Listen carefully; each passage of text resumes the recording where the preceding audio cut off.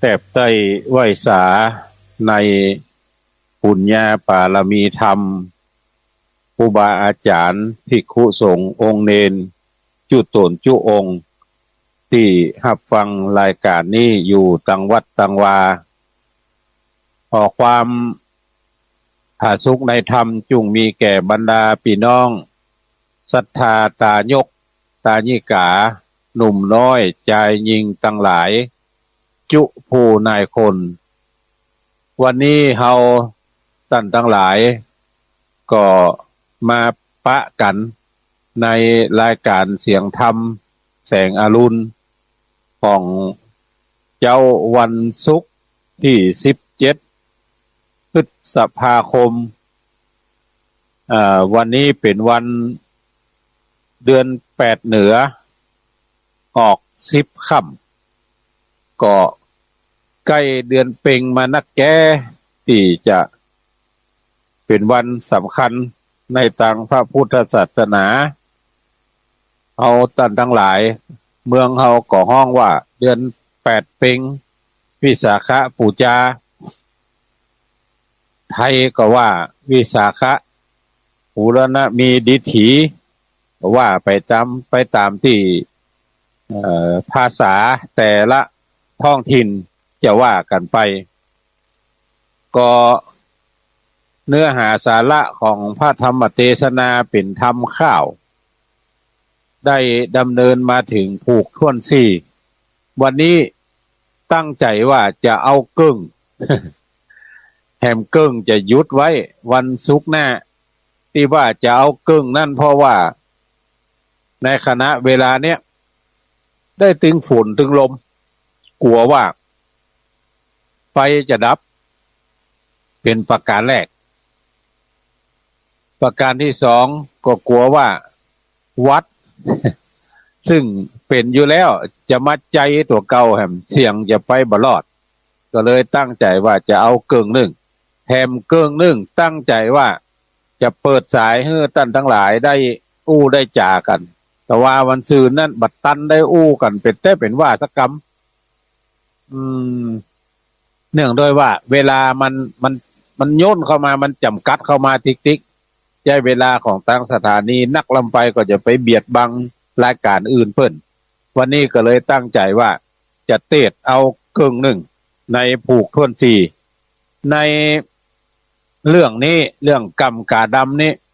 ดำเนินการมาโดยตลอดก็จะเป็นเชื้อใดแถมก็เจิญท่านทั้งหลายตั้งอยู่ในอาการอันสงบแล้วสดับพระธรรมเทศนาสักบึดสักเมื่อในการตั้งใจแล้วก็เฮาก็ทำการทำงานในหน้าที่ของแต่ละคนแต่ละฝ่ายสืบไปแถมแต่เบื้องต้นเนี่ยขอให้ท่านทั้งหลายทำจิตให้เป็นสมาธิเพื่อเป็นบุญเป็นกุศลกับตนกับตัวกับครอบครัวเฮาตามสมควรแก่เวลาสืบไปนะโมตัสสะภะคะวะโตอะระหะโตสัมมาสัมพุทธัสสะตะตาเตวะกุมาลิกาภาลานาสิยังปิญาอโหสิลำดับธรรมเทศนายังกำกาดำเบนลาดส่วนสาวน้อยนาดลาจาคือเตปะกัญญาและสาลีปิมปะพี่น้องอยู่ในห้องนิเวศนร่ำเววนหาเจ้าไอ้กำเศร้าดำกาอันมาแก้ปัญหาโพดภายกลางคนหลายสะผู้สองเจ้าอยู่กองหาว่ายินสังกาแต่และอันว่าเสียงปากแห่งเจ้าไอ้กำเศร้าดำกาอันแก้ปัญหาตันต่อมาดูหม้อเสียงหวาน ดังองค์คานเมเศษยินสังเวชใจลาในกลางคืนนั้นเดียวหากเป็นแก้วแม่นเดลีเสียงว่าจีกำปากก็หากมาเมินองค์บนเรื่องกำกายินขุนนาใจเจตลอยว่าเจ้าเนตรปิดตาจักลาจาพิเศษสองลาด้วยกำกาผู้ฉลาดนอนักพาดคุณธรรมมาโหทุกขังอ้ายกำกีเหมือนฐานมีเตาไฟมีปัญญาไว้ดูหลอดปัญญาจอดแสนอันจะเตรียมตันเตตอดเหมือนจียอดมันนีดำล้นที่เหลือใจเป็นสันได้ดังอีสองเล่าสองพี่น้องใจหลิงกองในพระวังหรือเป็นหน่อพุทธังตนพาเสดพาโกดเกิดเป็นมาเป็นเจ้ากำกาบ่าวน้อยพญาร้อยแสยอดแสนส่วนองค์ร้อยเอ็ดเต้าหมู่นังสะพูดยังยายเสนาหลายมวลมากยังบ่อาจแก้ปัญหาไผบ่อาสาก้อนไก่แก่บทใดเงียงง่ายผู้คนใจล่วงแล้วกากาแก้วเมินนี้เถิงนั้นมีปางเป่าแก่บทใดเล่าดูได้ดังว่าปลายปันองค์แก้วเจ้ากำแก้วดำกาใจบทดำดังจื้อพาโกตัวอาณาเล็ดนาส่วนอันว่าพญาปาลานาสีสลงยศดียิ่งล้ำอยู่ตามได้กองลาจาใครว่าจะตานถอยกับหมู่น้อยเสนาว่าเราลาจาจักอภิเษกน้อยเนตรบุตรีตั้งสองกุมาลีพี่น้องถึงองอุปราชา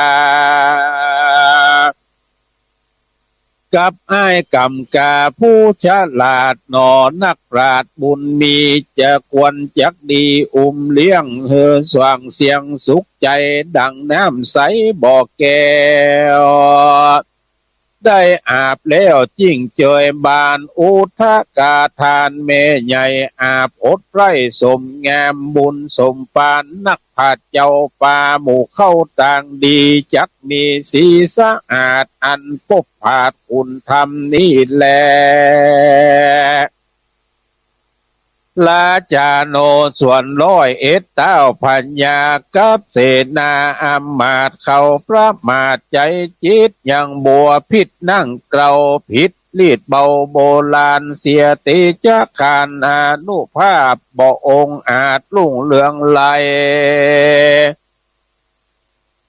เสียยศไทยเต้าลาจาบัดนี้น้องนากำดากาดำมีสักต่ำตกไตปล่อยจักใดสะวยสืบเป็นเคยเตรียมราชเป็นผัวเจ้าหน้าปิมปา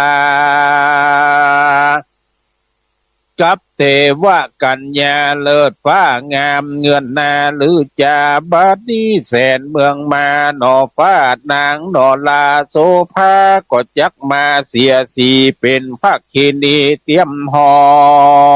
ยกับอายน้อยกำดำกาจักเสียเตจานุภาพแห่งเจ้าราชลาจาหมู่เขาก็มาเจียนจ้าเตียนขวัญยังจอมทำดำมีว่าอายกำกีดำกาจักเสวยปาลาแตนลาดจักเสียเชื่อจาดลาจาเสียวงศาผู้ต่ำอายกำผู้ถอยจ้าผู้เป็นกำผ้าเดียวดายลูกปักขิกาญาเท่าลูกกำเศร้าเหมือนกามีเนตตาเหลือกลีเหมือนมากีอยู่เตาไฟหดตัวเขาเท่าหดหู ตัวขากเลื่อนอยู่เตาไฟยินเงืดใจเจ้าคา พระเจ้าฟ้าแห่งเจ้าเรามากึดเบาผิดแผกจารีตแปลกธรรมดาดังบาลูกเศนาอำมาตย์หมู่เต้าลาดเศรษฐี เชื่อมนที่พระมนาจารย์ขัตติญาราชวงศาก็ควรมาตั้งไว้สืบเชื่อไทยแตนเมืองก็จักสมเพิงควรมากนักแหละนา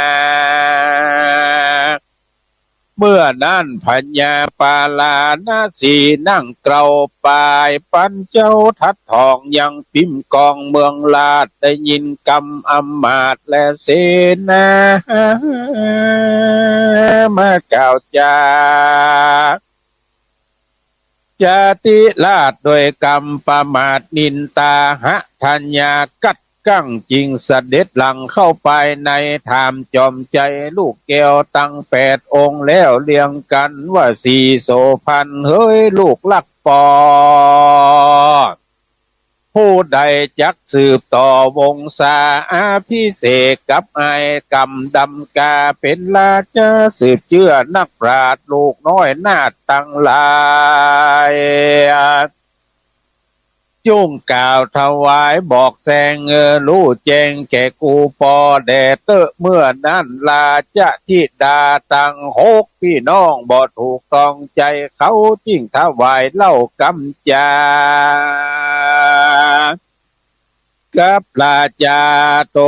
นป่อเจ้าว่าคานอเนาพุทธาบ่อปิญาลักหอยกับไอ้น้อยดำกาขอพิตาอนุญาตกันว่าพระบาทป่อเจ้าเอากำเจ้าดำกาข้าขอมารณามวยมอดชีวิตต่อตนตายก็ขอเอาใจผู้ต่ำและพ่อเฮยตะตาในกาละยามนั้นส่วนว่าพญาปาลานะสีจุงธรรมบุตรี2 เจ้าคือนอเนากัญญาและสลีปิมปาขนุนยิ้ว2 เจ้านบนิ้ววันตาว่าข้าแด่พระปิตาเฮ้ยพ่อเจ้าจักคือข้าเจ้าทั้ง2ปฏิบัติตามกองแห่งปิตากตัญญูตาพ่อไทยบอกขัดขืนใจที่ราช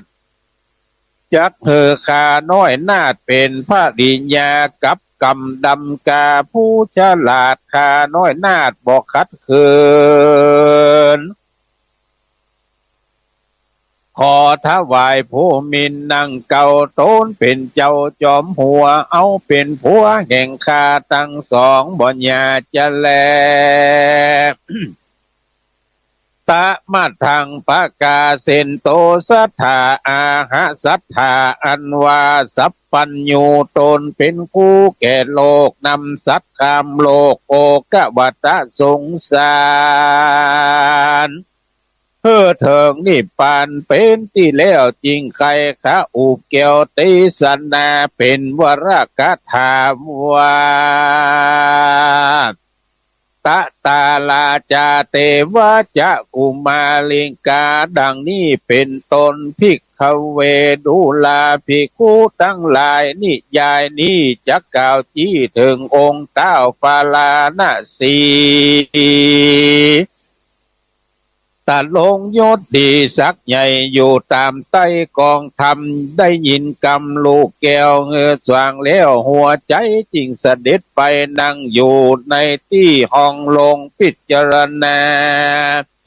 เมื่อนั่นเสนาและอำมาติเตียนราชนินตาว่าผิดโพลานราชเสียเชื่อจาดลาจาไอ้กำดำกาจักใดเป็นเต้าไทยสืบเชื่อเขาไฟเอื้อจากการ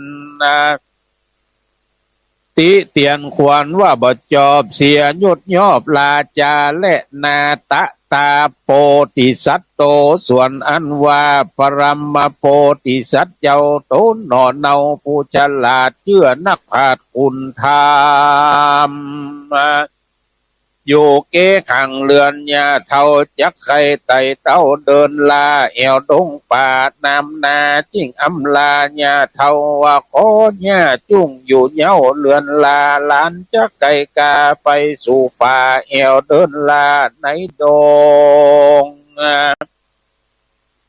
กันองค์ธรรมกล่าวแล้วพระตนแก้วดำกาก็เข้าสู่วนาป่าไม้ไก่จากเวียงใจ30 โยชน์ไก่แต่โสดนักหนาหนอพุทธาโตนผาเสดน้อมเก่าเกิดวันตาจิงยอมือสาเตปะไทยขอโปรดได้จูบุญหนอพุทธังคุณบุญกว้างได้ก่อสร้างปั้มเป่งมาอันนี้กัจจาแต่พุทโธเขาสิเนโลก็มาว่าวันกองเสียงโห่ร้องเถิงโพมมหาปัจจาตนอยู่ฟ้าทุกทวนนาหมู่อินพรหมเมาเสนาตนลงสู่ตั้งเต้าหมู่อินตาจัดหมู่เสนามวลมาเครื่องเต้าหากฟ้าลงจ่อตุงวงโดยแก้วหอกดาบแล้วโดยคำแดงพุงป้งแป้งลายกัดกังเทวดาหลังลงมาเป็นกะนานาอาจเสียงปินปานก้องกอง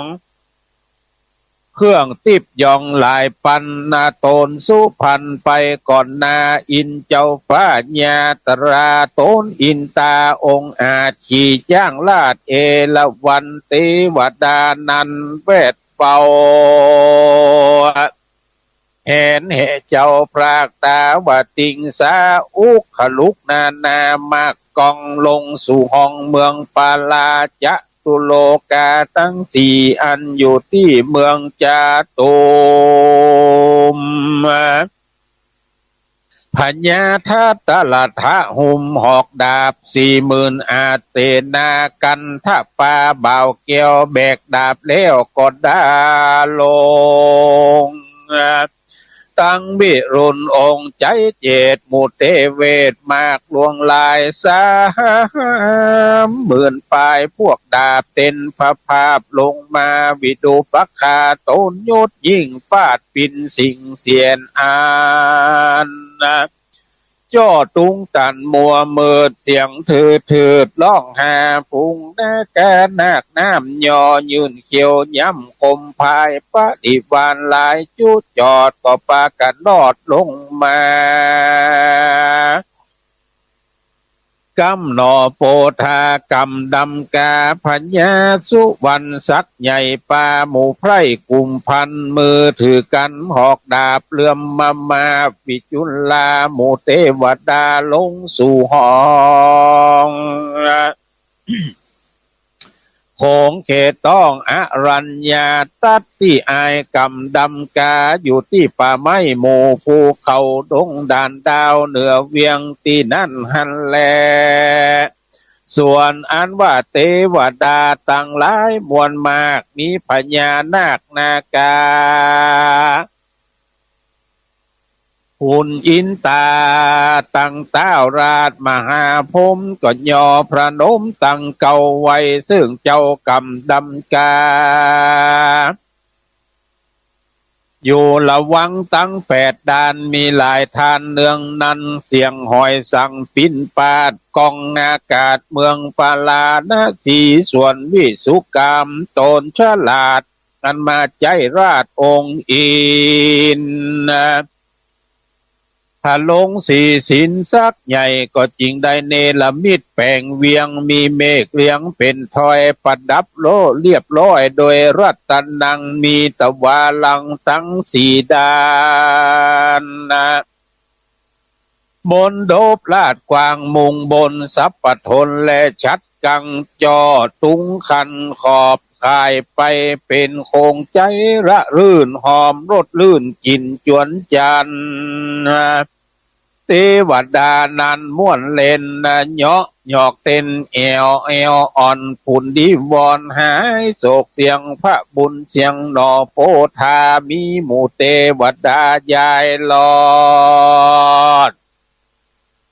ตุกสลอกเวียงใจองค์อินไทยตกแต่งแล้วเป็นนาเต้นเกี่ยวลงเรืองดีเจิญหนอบุญมีขึ้นนั่งสวยสุขพร่ำพร้อมวันนั้นแหละนาเมื่อนั้นพญาอินตาติปปันเนตสหัสเนตปันตาก็มาเล็งหันเวลาพัดพราก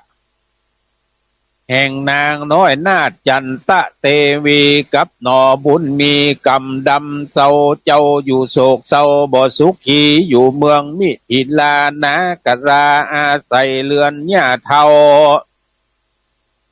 ตุกโศกเศร้าใจมองตามตำน้องกองรักลูกทั่วทานถูกเพิงผ่านบ่สุขเจยบานโศกไม่องค์หนอไทยอินตา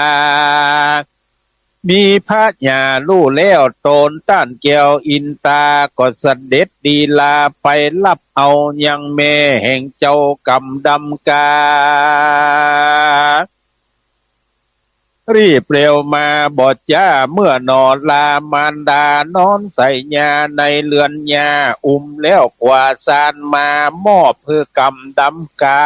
บ่าวน้อยส่วนพระยอดซอยกำดำกาหันมาดาตนแม่โศกเศร้าแผ่เฮยหายแม่จันตาเลยสะดุ้งตื่นใจจมชื่นยินดีปีติมีบ่เศร้าหันลูกเต่ากำผ้าคือนอลากำดำกาอันเตวดาเจ้าแหนอยู่เฝ้าหลวงลายนางโยถวายใส่เกลาไว้บุญลูกเต่ากำดำกาตุกไปหลังแสนสิ่งมุดโมยมิ่งหายไปวันนั้นแลตะมาทางปากาเซนโตสัทธาอาหะสัทธาอันวาสัพปัญโยตนเป็นคู่แก่โลกาจักไขอัตตนิตานปังก่อนบ่หยุดย่อนกาถายิ่งเตสนาวาตะตาเตเวทุกขโลกาวินาสติดังนี้เป็นตนภิกขเวดูกัลาภิกขุทั้งหลายปางเมื่อเราเป็นกำพร้าตนอินตาพายโพดตนเต้ารวดนำมายังมาตามมาแล้วนางดอกแก้วยินดีเกิดปีติมีจมเจือนกล่าวกำละเลินปิญญาวาดุลาเจ้าโลกกึดลอดตุกแต่ปลายหลังเมื่อบาปกรรมมาเด้งเนบเบนกั้นกีบกวนขีเมื่อองค์บุญมีแม่เจ้ายังอยู่แก่สันดานยามแม่ตะลงมานลูกเต่าทุกโศกเศร้าแสนอันและเพราะนางสิงคราพันเมียน้อยไปส่อซอยต่อราชา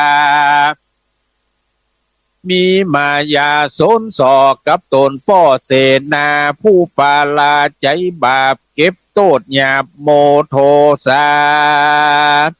เมื่อสอพญาตนป้อเขาสนสอลายประการว่าเมื่อแม่มานลูกเต่าก็พ่อแม่เขาไปหายังสารทีนายมาว่ามาตาโตนแม่ผิดแผกแผ่โบราณจิ้งขับคานแม่ออกมาอยู่บ้านนอกหัวเวียงแม่กระตำเปลี่ยนรักลูกเมื่อเจ้าพาสูตรออกมาได้3 ปีเป็นทรามาลอดกรรมอันนั้นสอดถึงห้องเขาเกียดปองกำกลามันยับสองลาแม่ลูกเอาไปผูกกับนาวาไหลกงกาสมุดหลวงใส่แปรพวงไหลล่องน้ำปัดไปตามจ้องตีตยตี เข้ากลางนาคีแม่นาตีแม่ใหญ่ฟองน้ำมาฟาดใส่แปรสัดเด่นฟองสนเส้นฟาดเกี่ยวตีใจเดียวหนอพุทธา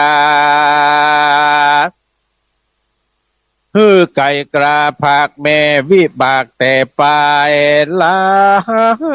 งเป็นตุกขังแต่และลูกเต่าแต่วันนั้นแม่เจ้าก็มองเงามองไหลตามฟองฟาดทิมแม่เกือกกิ่งจุ้มปูแม่อินโดหิวหอดให้น้ำฟาดไก่ริมโจรพอหาลูกโตนไหนก็จอยน้ำถีบถอยแถวท้องแม่ก้อยปองตุกจ้องบ่หันลูกน้อยนองตังใดน้ำปลาไหลตอดเอาแม่ลอดไปเถิงริมจะลาเลืองฝั่งน้ำตุกโศกซ้ำน้ำตาบ่หันลูกลาแม่ต่างใดจิ้งลงไปพอดู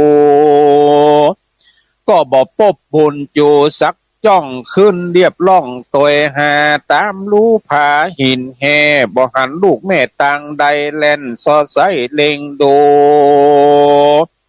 มือจุกโหตุกที่สองเราได้ควี่จากกันลาไข่บานเลือนออกแม่น้ำถอกทิมเป็นหูแม่ก็ไปดูตุกจ้องบ่หันลูกน้อยอ่อนเตรียมใจหรือว่าปุงจังไรนาคน้ำหันลูกซ้ำควีกินพระนลินเฮ้ยลูกเต่ายามเมื่อแม่โศกเศร้ามองหา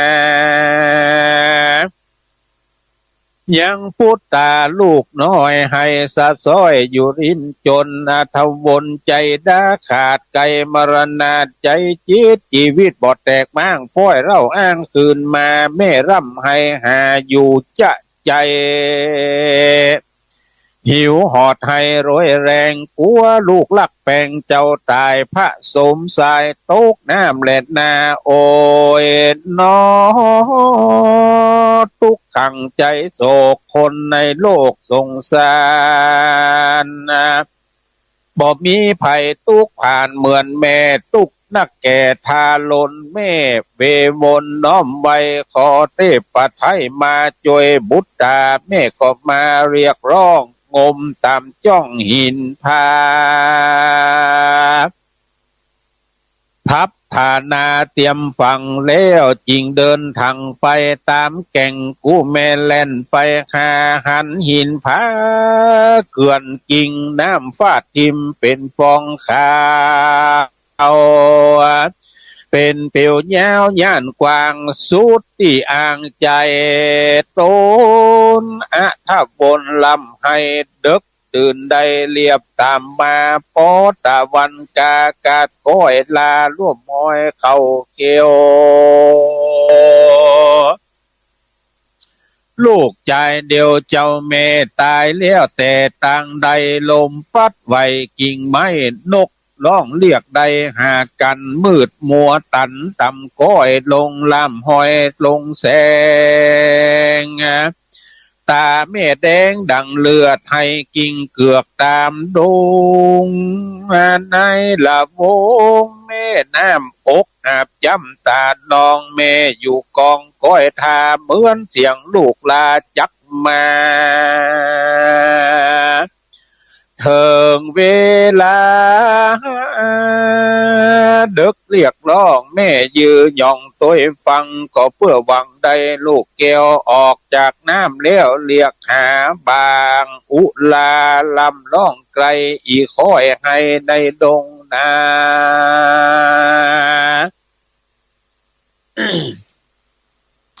ดังเสียงเด็กขาเรียกแม่ให้อ่อนแอไปมาเสาะหามาดาแม่ต้นแม่ตัวเจ้าแม่ก็เล่นไปดูหวังว่าจักเป็นบุญจูลูกไทยที่แทบใจลูกที่แทบบ่ใจลูกน้อยหากเป็นผีอีค่อยให้มากินปูนกปูติดโดเสียงใหญ่ร้องแล้วไต่ดงเย็นหมอกเมยเสนตก ใส่นาใบไม้หล่นผุยพายฟุ้งตะลายและเสือคงก็มาร้องส่งนันเนืองใบไม้เหลืองหล่นลอนนะเหลืออยู่แต่กิ่งซอนลอนเป็ดป่องบอลลีดร้องเสียงมีกองดงตันแม่ก็หวังว่าจักได้หันลูกเต่าก็ก้อยย่องเข้าไปก้อยมาหันแต่ลอยนกเขี่ยใบไม้เลี่ยสะใสผุยพายโอกแม่ก็ระสายหิวหอดยักดาต่อตนตายละบุญภายลูกน้อยให้สะซอยกำกาดำในลงตันหอยหาดดับเมียนจาดขาดจีวังและนาลูกเฮยบัดนี้ชีวิตแม่ยังบ่เมียนก่อนยอดเสียงจีวังเก็บเอายังลูกไม่สืบชีวิตใดจุวันก็เพื่อหวังหันหน้าหนอเนาปบลูกเต่าเตรียมตานี่แหละนาตะโตปัฏฐาเนี่ยแลกแต่นั้นมากูแม่ตุกนักแก่บอกเคยหายโซหานายบดใดลวดร้องให้อยู่ด้อมได้เอาตัวพันภายไปปลายนาลวดลงล่าไปสู่ในเกวกูเมืองมิหินราก็ไปอยู่กับย่ายายเท่าตุกโศกเศร้าใจมองแม่ก็บ่ละกองนักผาดอริญวาดสักอันบ่เอามนยันยองบ่เน็บดอกซอมมวยเฟือกลัวเสียสินเหลือหลายหลากนับสร้างอาจยากนาได้บุญบ่หายดังเก่าสักจักจ่องเล่ามาหาฮือหันบุตรตาลูกแก้วได้กาดแก้วคืนเถิงบุญเป่าเปิงจักจวยบ่มุดม้วยเสียศูนย์มาเป็นกุลยิงล่ำจูจวยก้ำเมื่อจะลาอย่ารีบมรณาเข้าสู่อายุเจ้าจุ่งตีขาฟูงไผญาอย่าได้มาไกลฮือเจ้าได้เถิงทองเป็นพญาปองภาพลาเตจะกะลือเลืองอยู่สุขเนืองเตียงเต้าบุญแห่งเจ้าจุ่งลือจาและนาส่วนนอไทยแก้วกำกาดำตนโสภาเสียงโศกบ่มีโลกใสแสงก็เอาตนอยู่ก้อยแยงในห่อใจกลางวันนาไลป่าไม้อันเตปะไทยโพดคุณนาหมู่เทวดาเสพเฝ้ามีอินตาเจ้าเป็นประธานเสียงเปี้ยปินปาดก้องปานก็มาเป็นเสียงที่เป็นระบำคือคืดนำตื่นตองดังฟ้าร้องแสนเสียงสัตตะสำเนียงเกิดกองเกิดเถิงลอดห้องเมืองปาลาเป็นโกลาโหนยาวเยือกเส้นคนเปลือกปุ่นโกนั่งหัวปองยะยันเสียงดังระรันระรื่นปานฟ้าพื้นคือคางโอ้ข้างสู่ห้องสนั่นก้องหมู่เตปาเจ้าปาลาตกตื่นโดยเสียงระรื่นกองเวหาเหมือนอากาศจักดาแตกแสนเหลื่อมมับเบนตัวธรณีก็มีโดยประการดังกล่าวมานี้บ่ญาจะและนานิทิตังขีญาอันเตเตสนายังกำกาดำผูกทวนสี่ห้องทวนหนึ่งก็บังโกมโสมเลศสดีท่านพี่น้องศรัทธาพุทธบริษัททั้งหลายก็ได้ฟังพระธรรมเทศนาเรื่องกำกาดำผูกทวนสี่ห้องทวนหนึ่งเป็นที่บัวระมวลลงไปก็ที่แบ่งเป็นสองห้องก็เหมือนดังได้บอกไปตั้งแต่เก้าว่าจักได้ให้ท่านทั้งหลายได้ อู้ได้จ๋าได้สนทนากันตัง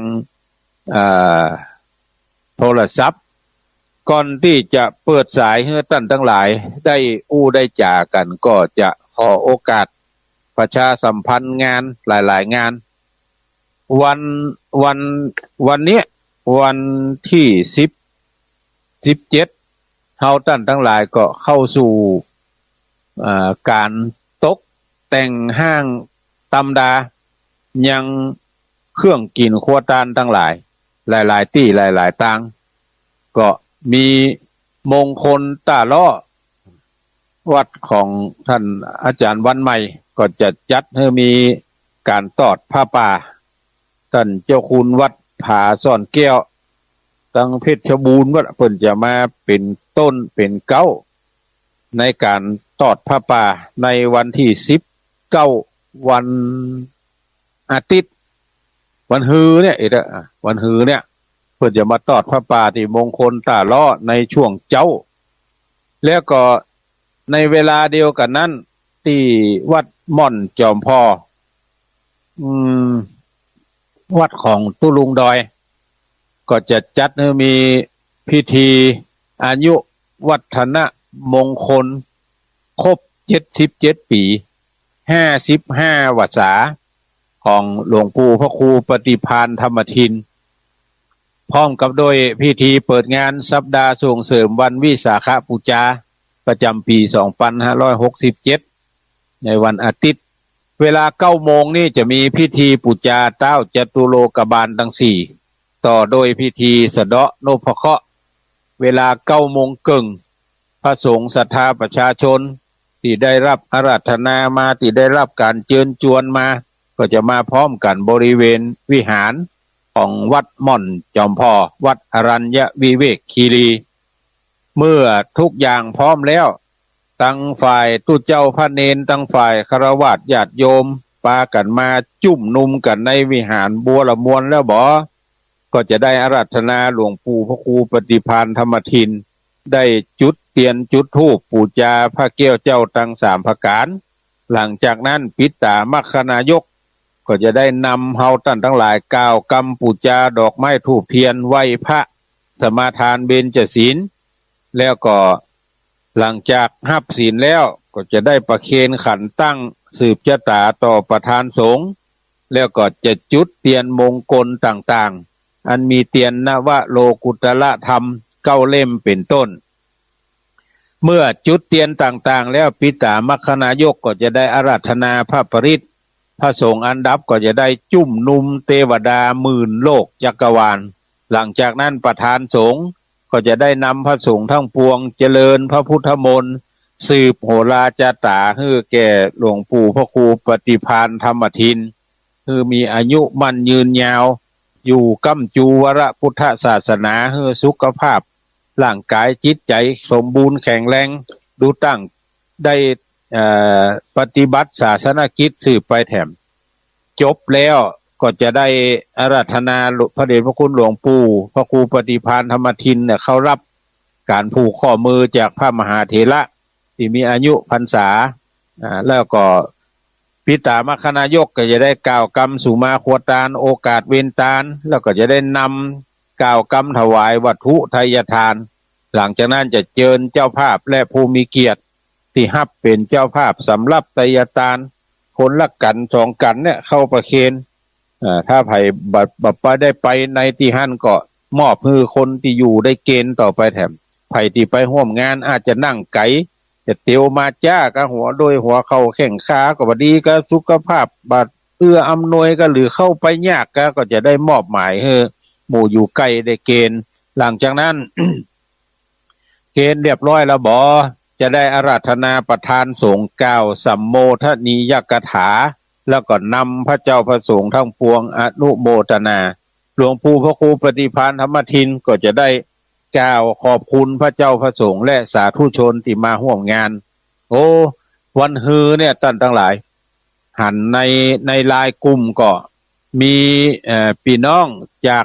อำเภอสันทรายจะไปรถ อันอย่างก็เปิ้นว่าข้าพเจ้ารถเขียวรถม่วงรถอันอย่างเนี้ย4-5 กันด้วยกันพี่น้องตั้งเมืองฝางก็จะมาพี่น้องตั้งใดก็จะไปตั้งดอยสะเก็ดนี่ก็จะไปหลายอยู่ก็เมื่อหลวงปู่กล่าวขอบคุณแล้วก็จะพร้อมใจกันกรวดน้ำแผ่เมตตาประมาณ11:30 นาทีก็จะกล่าวจะถวายภัตตาหารเพลแด่พระสงฆ์สามเณรที่ไปเป็นสงฆ์พิธีไปร่วมงานกันก็ต่อด้วยการเลี้ยงอาหารกลางวันผู้มาร่วมมาทำบุญในวันนั้นใครจะเอาโฮงตาลไปเป็นอาหารเป็นน้ำเป็นอย่างนี้ก็ขอน้อมเอิญเจิญจวนเด้อเอาไปเสริมบารมีธรรมของหลวงปู่ที่เฮาฮ้องกันว่าตุลุงดอยตุลุงดอยตุลุงดอยนะแล้วก็ในช่วงบ่ายเวลาประมาณบ่ายโมง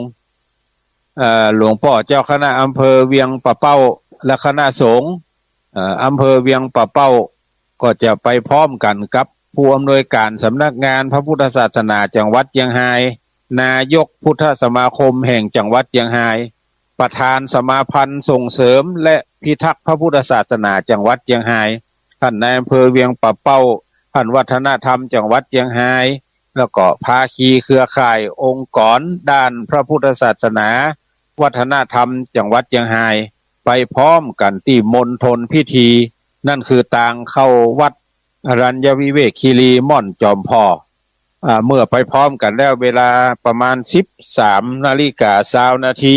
พิธีกรก็จะกล่าวเกินนำก่อนพิธีการแล้วท่านนายอำเภอเวียงป่าเป้าก็จะกล่าวต้อนรับภาคีเครือข่ายนายกพุทธสมาคม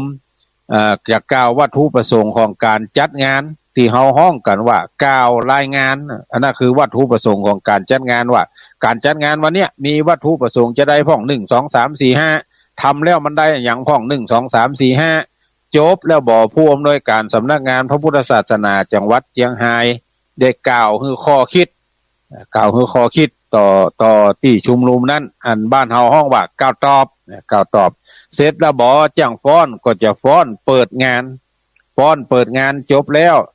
คณะทำงานก็จะมอบของที่ระลึกคือภาคีเครือข่ายก็จะบันทึกภาพร่วมกันนี่เคียวเบียวปากถ่ายรูปร่วมกันแล้วบ่ก็จะเดินชมนิทรรศการอันนี้เป็นงานที่จะเกิดขึ้นในวันฮือที่วัดม่อนจอมพอให้มีโอกาสก็เชิญชวนไปร่วมกันเด้อซึ่งตุลุงดอยก็ประกาศเชิญชวนเฮาท่านทั้งหลายทั้งสถานีวิทยุ 2-3 วันมาละพระเจ้าพระสงฆ์ก็ช่วยกันประกาศตั้งสถานีวิทยุพระเจ้าพระสงฆ์ขึ้นสีขาวนะครับไผบัดติดภารกิจอันหนึ่งอันใดก็ขออาราธนานิมนต์ไปร่วมฮื้อกำลังใจตุลุงดอยด้วยกันนะครับเพราะว่าในบรรดาตุเจ้าที่เป็นพระนักจัดรายการในคืนสีขาวเนี่ยถ้านับอายุพรรษาแล้วก็หันว่าจะมีกับหลวงปู่ครูบาดอยเนี่ยมีอายุพรรษาสูงสุดในการที่จะออกอากาศกับเฮาท่านทั้งหลายอย่างกับผมอาตมาภาพนี่ก็ดียังเป็นตั้งปิดตั้งป่ายอยู่ที่มาออกรายการโดยเปิ้นเนี่ยก็ถือว่าเป็นบุญเป็นกุศลท่านพระมหาสมชาติชาตปัญโยถึงแม้ว่าอยู่ต่างจังหวัดกำลังสร้างบารมีธรรมโดยการเดินธุดงค์เพื่อจะเอาสตางค์ไปช่วย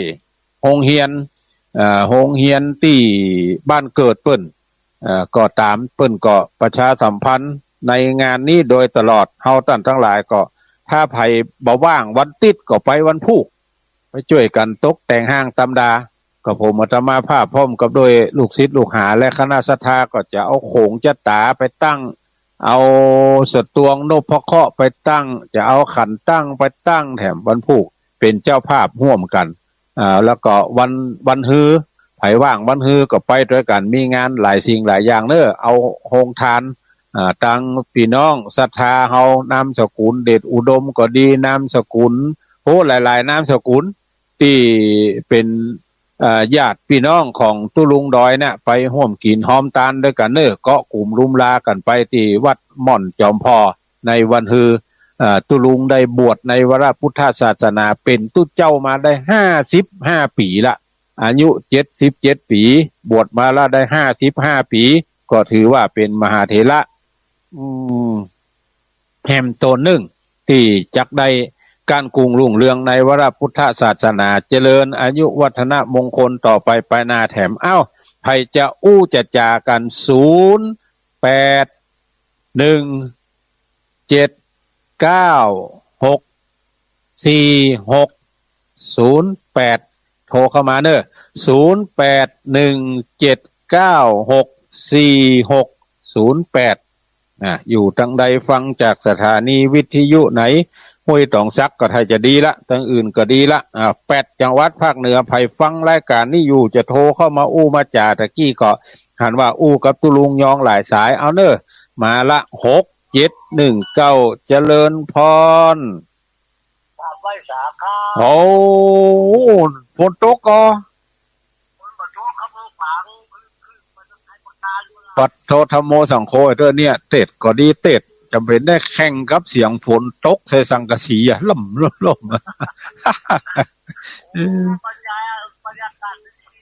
เออเออ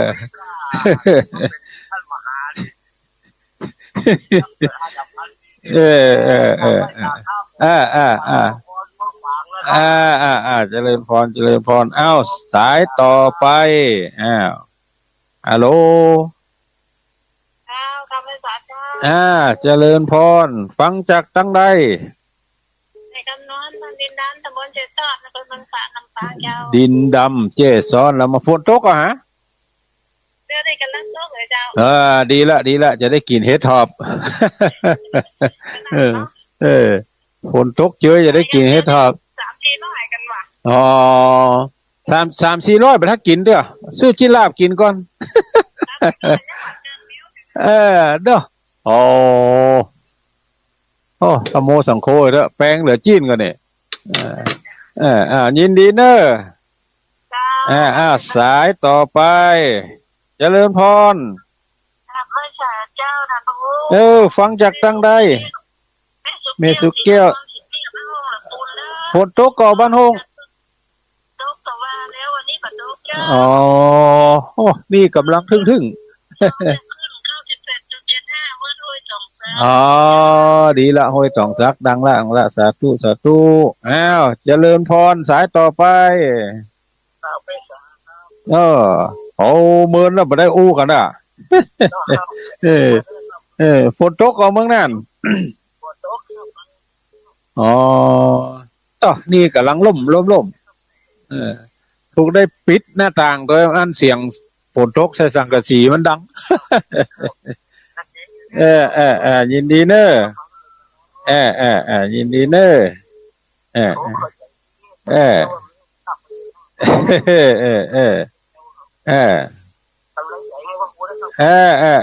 อนุโมทนาสายต่อไปสายต่อไปจากเมืองน่านแล้วละเจริญพรโอ้ท่อฝนตกก็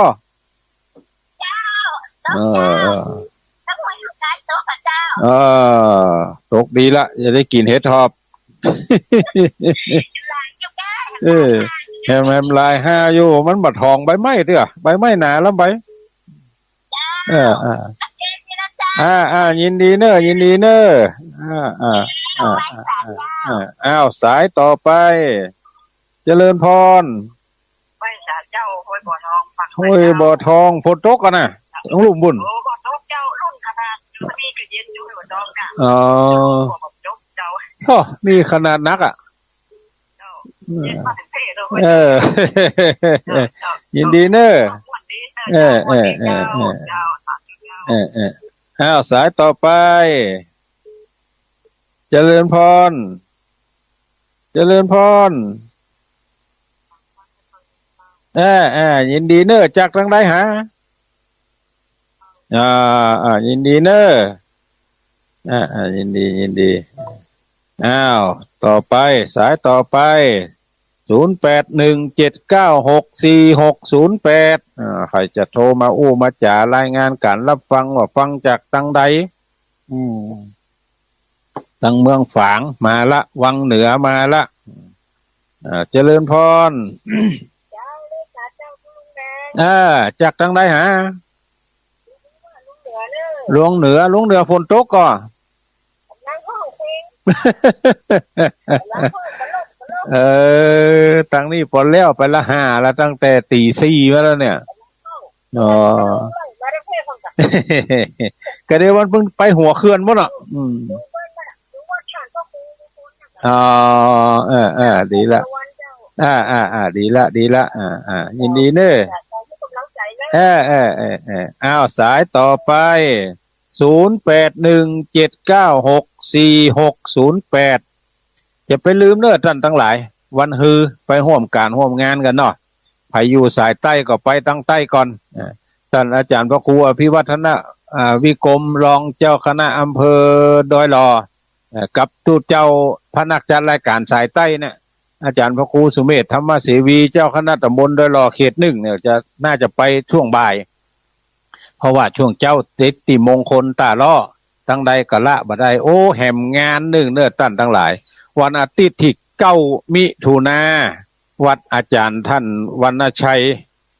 บนดอยพุ่นน่ะอาตมาก็บอกไปกับเดือนนะเพิ่นว่าตั้งจอมตองตั้งศพเตี้ยว่าจะไปวันที่จะปากันไปวันที่8จะไปนอนพุ่นไปนอนบนดอยพุ่นแล้วก็วันที่9จะร่วมงานยกชัดยกจ่อฟ้าอย่างกันแล้วก็จะลงมาลวดแอวตั้งสายใต้ตั้งจอมตองเหตุกรรมจะไปลืมเด้อวันอาทิตย์ที่9แล้วก็วันฮือเนี่ย วันฮือนี่ตีตุลุงดอยแล้วก็วันที่22แถมเนอวันวิสาขะ4740จากทางใดหาเจริญพรวันสาขา โอ้ฝนตกก็ฮะตกแต่ว่ามันชื้นนะครับวันนี้ฝนตกครับ โอ้นี่พอยังเป็นง่างฟ้ามาละล่มตะเกีย จะแปลงจะแปลงยังไปนี่ที่ตุลุงดอยเนี่ย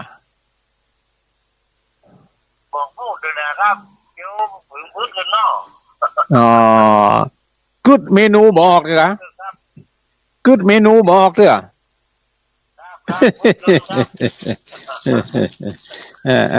ยินดีเนอะสายต่อไป7960จากทางใดหาบ้านห้องห้วยการฝนตกก็ฝนตกเจ้าตอนก่อนนี้นั่งตะวันนี่เหมือนนั่งบัดเดี๋ยวนี้ตกก็โอ้ตกมาหลายวันแล้วตกมาหลายวันแล้วจุ่มเย็นเดี๋ยวไฟป่าก็หายไปละเย็นนี่ฟัง97.75ในจ้ายินดีเนอะยินดีเนอะเจริญพรเจริญพรเจ้ากับอาจารย์เจ้ายังจะได้แหมสาย2 สายอยู่ตอนนี้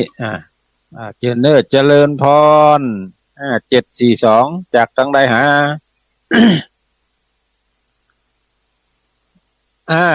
ฟังจากทางใดหา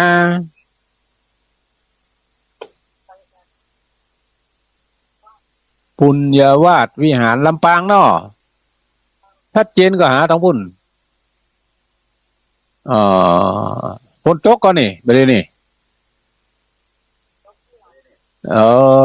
บ่ตกได้หลายวันแล้ววันเนี้ยถ้าจะตกละ ยินดีเนอะมาลดซดแซดหายไปเดี๋ยวมันจะตกมาแถมเจริญพรเจริญพรให้จะโทรเข้ามาอู้มาจากกันตอนนี้ 5:53 นาทียังได้แหมอยู่สาย2 สายท่านทั้งหลายที่ถามหาท่านมหาสมชาติชาตปัญโยแต่ว่าแมลงโทรหาตมาภาพว่าเปิ้นไปทางใดเหี่ยบัดเดี๋ยวนี้เปิ้นนอนแต่คืนแล้วนี่เปิ้นนอนที่วัดสามัคคีวนารามน่ะบ้านดงเค็งอย่างนี้หมู่ที่4บ้านจันทร์อำเภอเมืองจังหวัดอุดรกำลังเผวอุดรอยู่กำลังเผวอุดรอยู่เน้อที่ถามหาเพิ่น8756เจริญพรฮัลโหลเอาล่ะ เจริญพรฟังจากทางใดหา เอามาจากลำปางเจ้า ลำปาง บุญญาวาสเจ้า บุญญาวาสชัดเจนเนาะ เจ้า อ่า ชัดเจนดีเจ้า ชัดเจนดีวันผูกวันหือปะกันเนอพี่น้องตั้งลำปางท่านเจ้าคณะอำเภอวังเหนือก็คงจะไปหลายท่านก็คงจะไปงานอายุวัฒนมงคลของหลวงปู่ดอยยินดีเนอยินดีเนอสายต่อไปจากทางใดเข้ามาเชิญชวนเฮาท่านทั้งหลายเนาะไปห่วมกินหอมตาลด้วยกันเนี่ยมาละขะลึ่งเทวดาให้กิ้งถังเล่น ตะกี้ง้างฟ้าลงมากำปะโทธโมสังโฆเด้อเพื่อพึกวัดต่อแล้วก็ตะกี้อู้ค้างไว้วันเนี่ยวันที่22เนี่ยเป็นวันวิสาขะคืนวันที่21เนี่ยเวลาเที่ยงคืนเนี่ยหลายวัดหลายวาจัดมีการทำบุญตักบาตรพระอุปคุตตามความเชื่อของแต่ละท้องถิ่นบางที่ก็บัดจัดวันนั้นเอาวันที่22วันเดียวนะแจ้งมาก็ไปใส่บาตรอุปคุตวัดไผ่วัดมันซึ่งทุกเจ้าทั้งหลายก็จัดสถานที่ไว้อยู่แล้วใส่บาตรอุปคุตแล้วก็ทำกิจกรรมอย่างอื่นวัดใดมีงานสงฆ์น้ำธาตุก็จัดต่อไปเลยวัดใดมีงานสงฆ์น้ำธาตุมีก็ใส่บาตรอุปคุตอย่างเดียวก็เป็นอันว่าจบกันในช่วงเจ้านั้นเจริญพร8029จากตั้งใดหา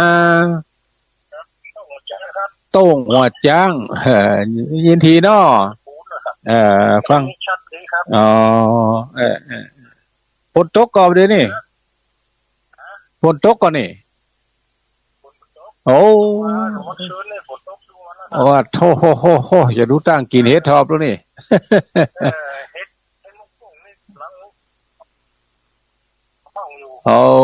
มาจังหวัดตันเขาแจ้งเขาไปส่องล่ะ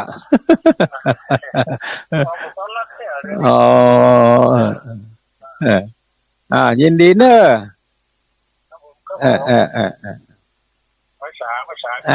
เจริญพรสายต่อไป56นาทีละเหลือเวลาให้สักสาย2สายนี่ได้อยู่ก็เปิดโอกาสให้ท่านทั้งหลายได้ได้จ๋าได้รายงานผลการรับฟังเนาะว่าฟังจากทางใดอย่างใดตอนนี้ท่านพระมหาสมชาติชาตปัญโยออกเดินทางจากวัดติว่าตะกี้ละติวมาตามหนทางละถ้าไผ่พอไล่สดของเพิ่นเนี่ยก็จะหันว่าเพิ่นได้เดินธุดงค์เพื่อหาสตางค์ไปจ้างครูมาสอนนักเรียนเพราะประเดี๋ยวนี้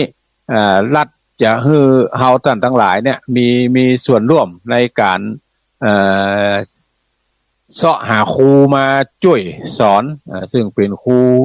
ใน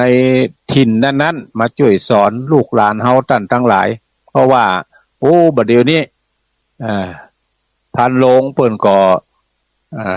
จะว่าคืนฮื้อก็เป็นว่าคืนฮื้อเกิงเดียวอีกคำว่าคืนฮื้อนี่ต้องคืนฮื้อหมดถึงตำแหน่งถึงอย่างแต่ประเด็นนี้เปิ้นสมัครพันลงอย่างผ่านไปละเป็นอัตราจ้างเป็นลูกจ้างชั่วคราวในแต่ละปีละเดือนไปเนี่ยทางนั้นก็คือเฮาท่านทั้งหลายช่วยพ่อช่วยก้อยโรงเรียนเด้อไผอยู่ใกล้โรงใดก็ไปช่วยพ่อช่วยก้อยเปิ้นมีการมีงานอย่างเฮาก็ไปช่วยเปิ้นเพราะว่าการช่วย ด้านการศึกษาด้านการรักษาเนี่ยเฮาจะแบ่ง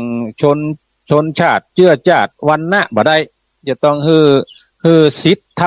เท่าเทียมกันถึงการศึกษาถึงการรักษาเนี่ยมันจะเลือกบ่ได้ก็ต้องช่วยกันไปในฐานะที่เฮาท่านทั้งหลายเนี่ยเป็นเจ้าพุทธก็จะต้องช่วยกันไปวันนี้บ่มีแล้วเนาะ58แล้วนะบ่มีใครโทรเข้ามาแล้วเนาะจะได้นำรายการนี้จากท่านทั้งหลายไปก่อนเพราะว่าใจเวลาของทางสถานีมาก็ครบถ้วนขบวนการละก็ขออำนวยอวยพรให้ท่านทั้งหลายได้อยู่ดีมีสุขมีอายุมั่นขวัญยืนอยู่ก้ำจูดูยังวรพุทธศาสนาดูตั้งจินดูตั้งไว้ดูตั้งใจจ่ายเตตานในศาสนาแห่งพระโกตมะเจ้าเหมือนกันจุตนจุองค์จุผู้นายคนจิ้มแดเตอจัตตาโลธรรมาวัฏทันติอายุวันโนสุขังปะ